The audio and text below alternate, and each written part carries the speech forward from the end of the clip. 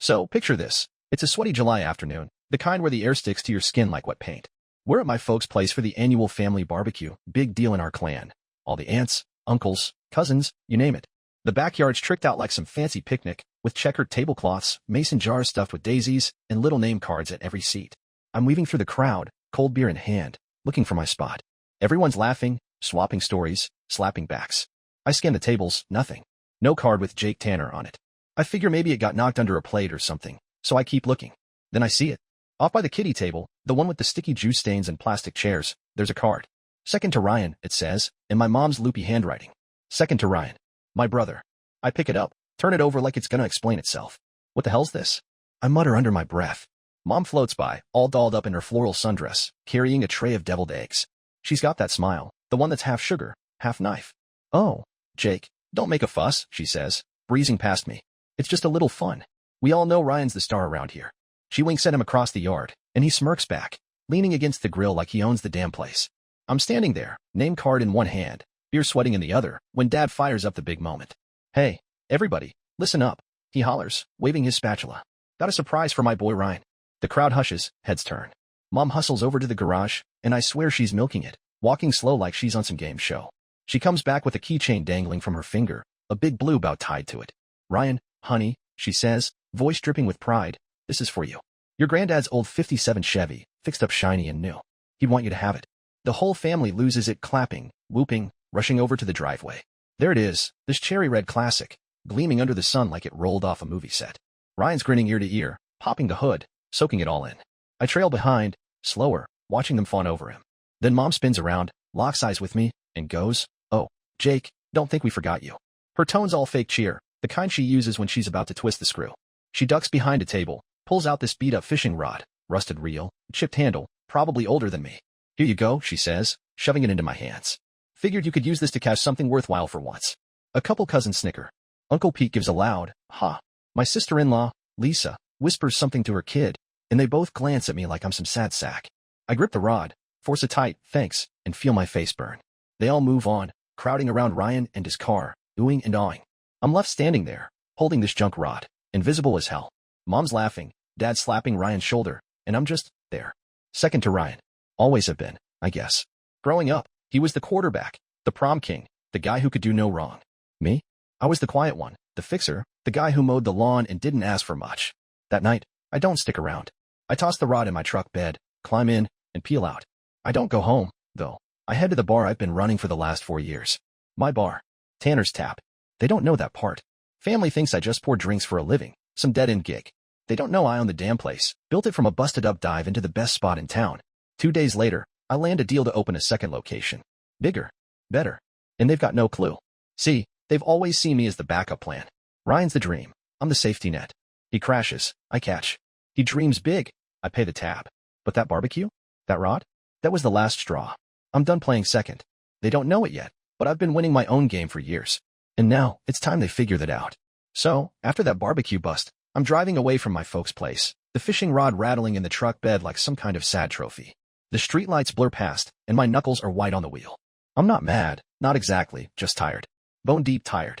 Tired of the game where Ryan wins every hand, and I'm stuck sweeping the table. I pull into the lot at Tanner's Tap, my bar, around 9. The neon signs buzzing, casting this green glow over the gravel. It's packed inside Friday night crowd, regulars hollering over the jukebox.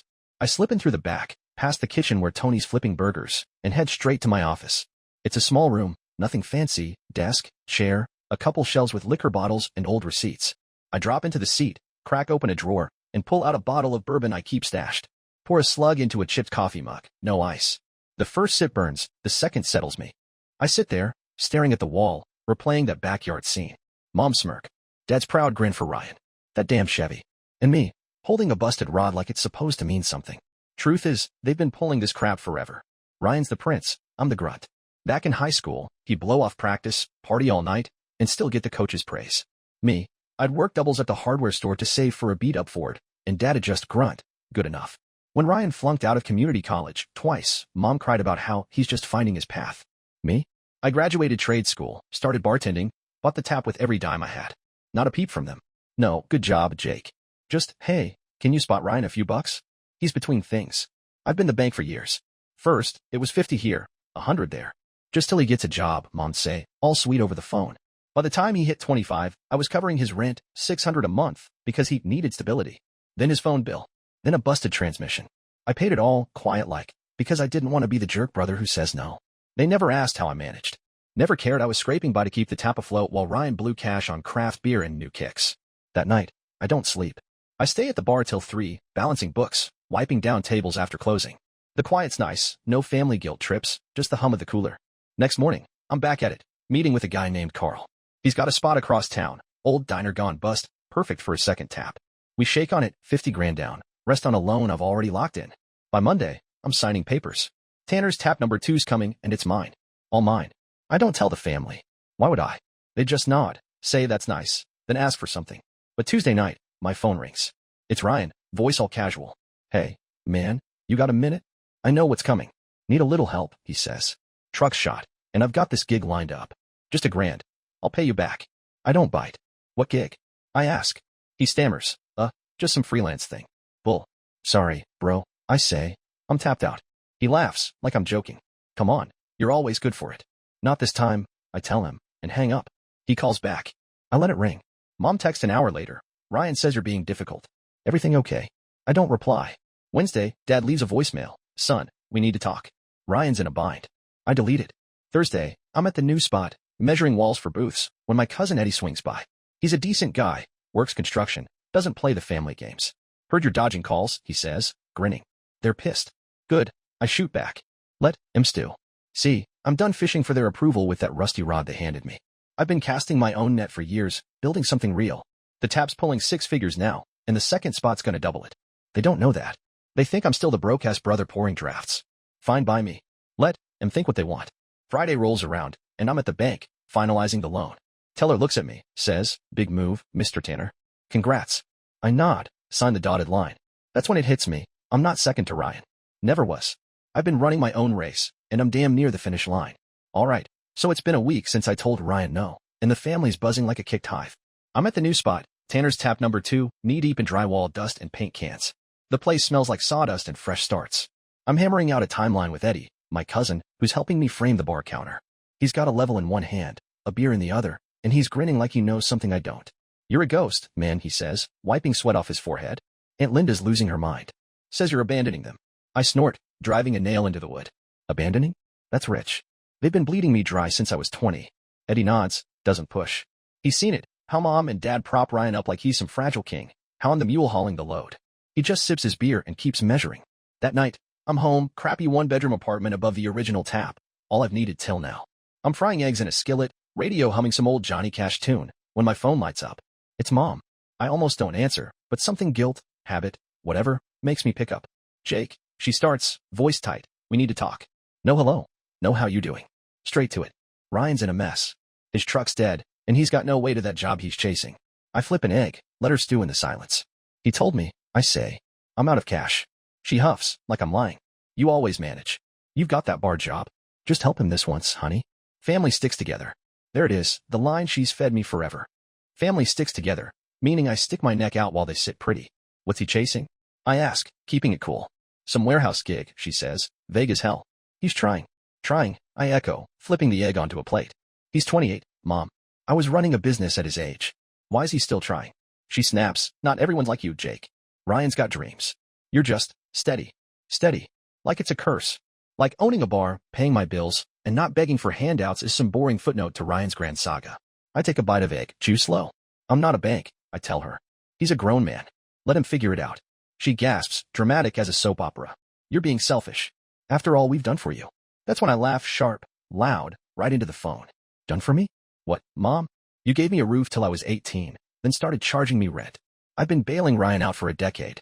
What have you done for me lately? Silence. Then she goes low. Your father's worried sick.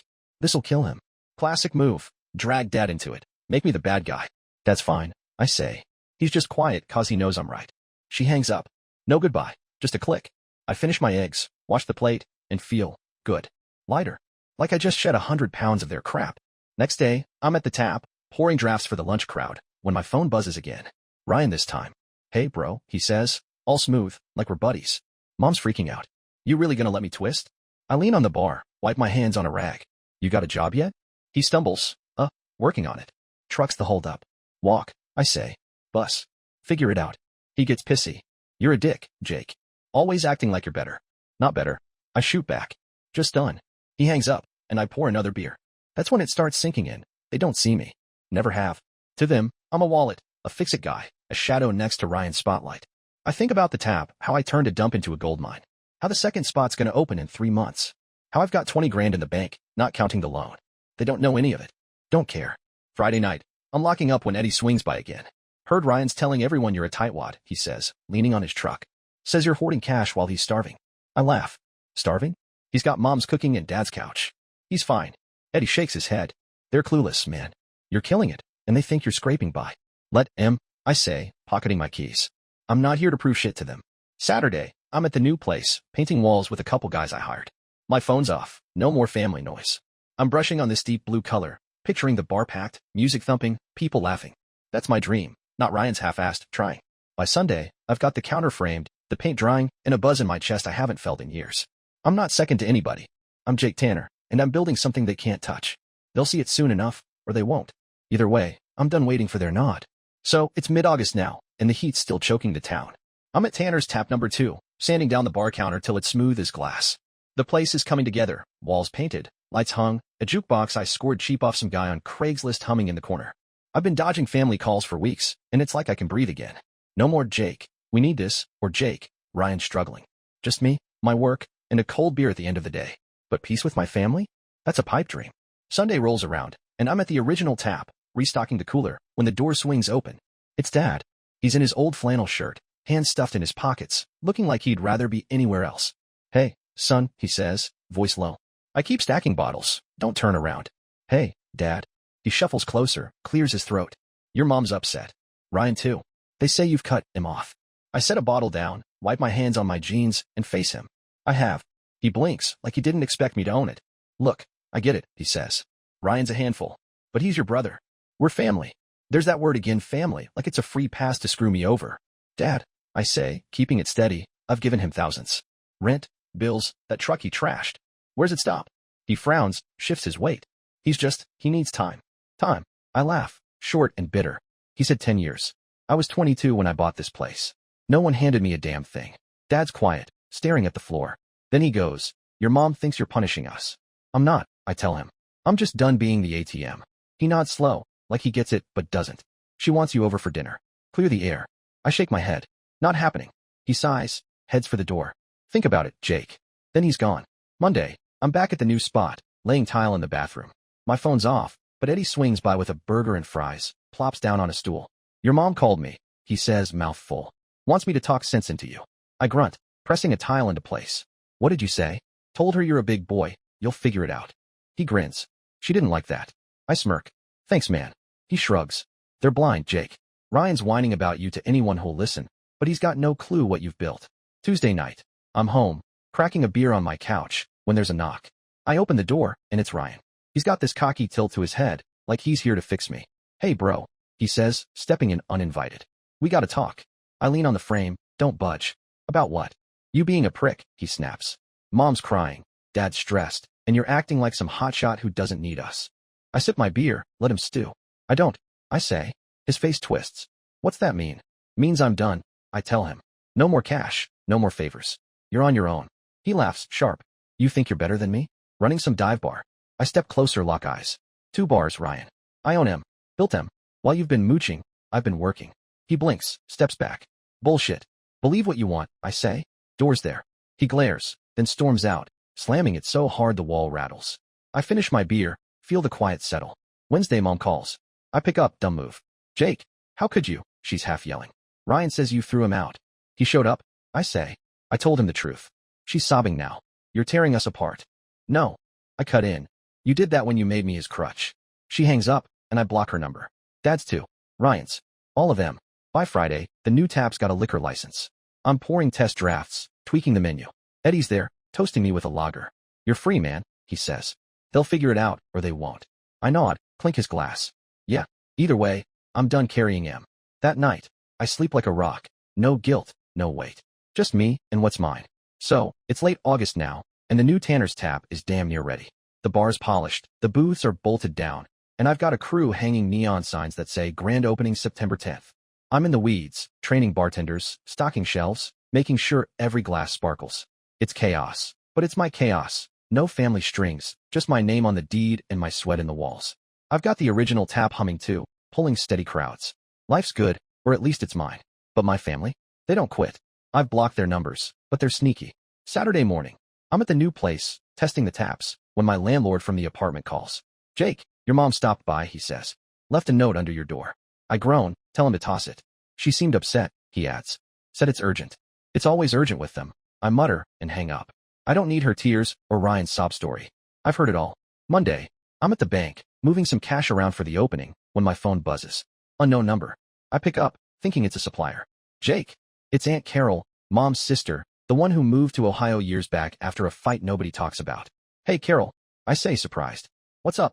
She's quiet a sec, then goes, I heard what's happening. Your mom called me, crying about you cutting them off. I lean on the counter, sigh. Yeah, well, I'm done playing piggy bank. She laughs, soft. I don't blame you. Listen, there's stuff you don't know. My ears perk up. Like what? Your dad's shop, she says. The auto place he ran before he retired. They didn't sell it like they told you. They signed it over to Ryan when he was 23. Said he'd take it over someday. I freeze, pinned halfway to the deposit slip. What? Dad's shop was his pride. Grease-stained floors, old Fords lined up. They said they sold it when he got arthritis, couldn't wrench anymore. Yep, Carol goes on. Worth about 80 grand then. Probably more now. They put it in Ryan's name. Told the family you didn't want anything to do with it. My jaw tightens. I paid his rent that year.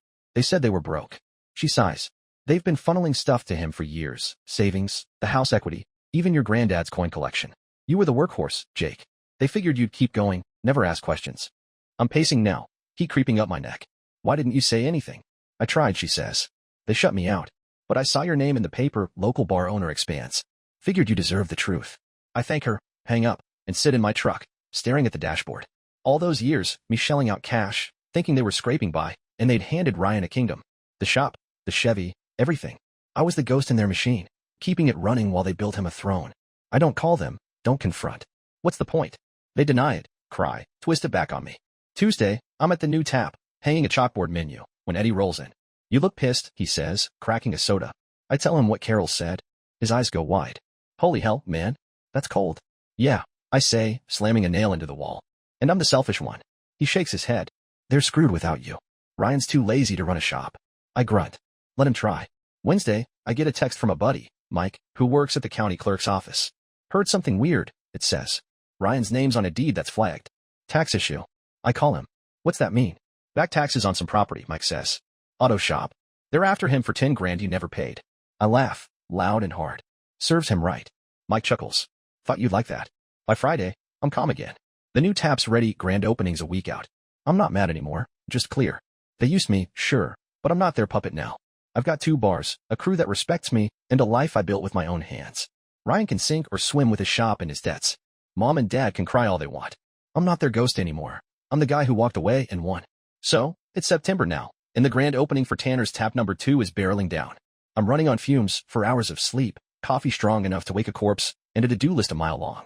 The place looks killer, though, darkwood, Edison bulbs swinging from the ceiling, a stage in the corner for live bands. I've got flyers plastered all over town, and the buzz is real. Friday night's the big day, and I'm ready to show the world what I've built. Thursday, I'm at the new spot, tweaking the sound system with Eddie, when my phone buzzes. It's Ryan. I haven't heard from him since he stormed out, and I almost don't answer. But curiosity, or stupidity, wins. What? I say, skipping the hello. He's breathing heavy, voice shaky. Jake, man, I'm in deep. The shop, they're seizing it. Tax crap. I need help. I lean on the bar, laugh low. Help? You serious? Yeah, he snaps. 10 grand, or I lose it. Mom's freaking out, says you owe us. There it is, owe us. Like I'm still their damn errand boy. I don't owe you squat, I tell him. You've had your hands out since we were kids. Figure it out. He's yelling now. You're a selfish bastard. I'll lose everything. Good, I say, cold as ice. Maybe you'll learn something. I hang up, block the number, and crank the music louder. Friday hits, and the opening's a madhouse. Doors open at 6, and by 7, the place is packed. Regulars from the original tap, new faces, even some suits from downtown. Eddie's pouring drafts, my new bartender Liz is slinging shots, and a local band's tearing up the stage with some gritty blues. I'm everywhere, shaking hands, wiping spills, soaking it in. People keep saying, Jake, this is unreal, and I just nod. grinning. It's mine. All mine. Around 9, I'm behind the bar when the door swings open, and there's Mom. She's got that pinched look, like she swallowed a lemon, and Dad's trailing her, head down. The crowd's too loud for anyone to notice, but I see him clear as day. She marches up, plants herself across from me. "Jake Tanner," she says, loud enough to cut through the noise, "we need to talk. Now." I pour a whiskey, slide it to a guy down the bar, and keep my cool. "I'm working, Mom. Say what you gotta say." Her eyes narrow. "Ryan's shop got taken today. He's a wreck, and it's your fault." I laugh, shake my head. "My fault? He didn't pay his taxes. That's on him." She slams her hand on the counter. "You could have helped. We're family." The band's wailing, but heads start turning. Dad mutters, "Linda, let's go," but she's on a roll. "You think you're big time now," she says, waving at the room. "2 bars don't make you better than us. Ryan's lost everything, and you're here partying." I step out from the bar, face her square. "He lost it 'cause he's lazy. I've been carrying him, and you for years. Rent, bills, that damn Chevy. I'm done." Her face goes red. "We gave you everything." "No." I shoot back. "You took everything. Shop's in his name, huh? Carol told me. You lied, played me, and I still built this." She gasps, steps back like I slapped her. Dad grabs her arm. "Jake, enough." "No, Dad," I say, voice steady. "You let her make me the mule while Ryan got the crown. Look around, this is mine. You don't get a piece of it." The crowd's quiet now, watching. Mom's eyes well up, but it's theater. I know her. "You're no son of mine," she hisses, and storms out. Dad follows, head still down. Eddie slides over, hands me a beer. "That was brutal, man." I take a swig, shrug. Had to happen. The band kicks back in, and the room shakes it off, but I feel it. The line's burned. They're gone, and I'm still standing. By midnight, the place is roaring, cash registers singing, and I'm on the stage, thanking everyone for coming. "This is Tanner's Tap," I say, voice booming. And it's just the start. They cheer, and I mean it. Ryan's out there drowning, but I'm on fire, and it feels damn good. So, it's October now, a month after the grand opening of Tanner's Tap number 2, and things are rolling smooth. Both bars are pulling crowds. Weeknights steady, weekends packed wall to wall. I've got a solid crew running the show, and I'm finally sleeping more than 4 hours a night. The air's crisp, leaves crunching under my boots, and I'm feeling something I haven't in years. Peace. Real peace, not the fake kind I used to fake for the family's sake. Mom and Dad haven't called since that blowout opening night. Ryan neither. It's radio silence, and I'm good with it. Word around town is the shop's gone. County auctioned it off to cover his tax debt. Heard he's crashing on a buddy's couch, picking up odd jobs. Mom's telling folks I abandoned them, but I don't care. The truth's out there for anyone who looks. Eddie's been spreading it, quiet-like, to the cousins who'll listen. I'm not the villain here. I'm just done playing their game. One Tuesday, I'm at the original tap, fixing a leaky tap line, when my phone buzzes. It's a number I don't know, so I pick up, expecting a supplier. "Jake." It's a woman's voice, soft but firm. "Yeah, who's this?" "Name's Sarah," she says. "I used to date Ryan. Think we should talk." I wipe my hands on a rag, lean on the bar. "All right. What's up?" She's straight with it. "We were together 2 years. Broke up last spring when he started dodging me. He said he worked at your bar, manager or something. Bragged about it all the time." I laugh sharp. "He never worked here. Not a day." "Figures," she says, bitter. "He borrowed $5,000 from me. Said it was for business. Never paid it back. Then I saw your name in the paper. New bar opening. Realized he'd been lying." I shake my head, picturing Ryan spinning tales. "Sorry he screwed you over," I say. "He's good at that." "Yeah," she goes on. "But here's the thing. I got a job because of you. Saw an ad for your new place. Applied as a cook. Been there 3 weeks now. Liz hired me." I blink, process it. "Wait, you're the new line cook?" "Sarah Miller." "That's me," she says, and I hear a smile. "Didn't know you were the boss till now. Just wanted to say thanks. This gig's pulling me out of the hole he left." I grin, set the rag down. "Glad you're here. You're killing it. Customers love the burgers." She laughs. "Good to know. Ryan painted you as some deadbeat, but you're the real deal." "He's full of it," I say. "Always has been." We hang up, and I head to the kitchen at the new tap later, meet her face to face. She's short, tough, with a quick handshake and a let's keep the grill hot attitude. I like her. She's proof something good came out of Ryan's mess. November hits, and I'm moving. Ditch the apartment above the bar for a small house on the edge of town. 2 bedrooms, a porch, a garage for my truck. First place that's truly mine, not a hand-me-down or a favor. I'm unpacking boxes when Eddie swings by with a 6-pack. "Heard Ryan's telling people you stole his life," he says, cracking a beer. I snort, stack a shelf. "Stole it. I built this. You just watched." Eddie nods. "They're scrambling, man. Your mom tried hitting me up for cash last week. Said they're in a bind. I told her to ask Ryan." We laugh, clink bottles. "They'll figure it out," I say. "Or they won't. Not my circus anymore." He stays till dark, helping me hang a TV, talking about his next construction gig. It's easy, no guilt, no strings. Just two guys shooting the breeze. A week later, I'm at the new tap, closing up, when a letter slides under the door. No stamp, just my name in Mom's handwriting. I almost toss it, but I open it instead. It's short. Jake, we're sorry. Ryan's a mess. We're struggling. Please call. We miss you. I read it twice, feel the old tug, guilt, duty, whatever. Then I crumple it, chuck it in the trash. Sorry's cheap when it comes with a handout. They don't miss me, they miss my wallet. Next day, I'm on the porch of my new place, coffee in hand, watching the sun climb. I've got 2 bars, a house, a crew that's like family, Sarah, Eddie, Liz, the rest. Ryan's out there flailing, Mom and Dad too, but I'm not their lifeline. I pave my own road, brick by brick, and it's solid under my feet. They can keep their apologies and their chaos. I'm Jake Tanner, and this life? It's mine, earned, not owed. And that's the end of it.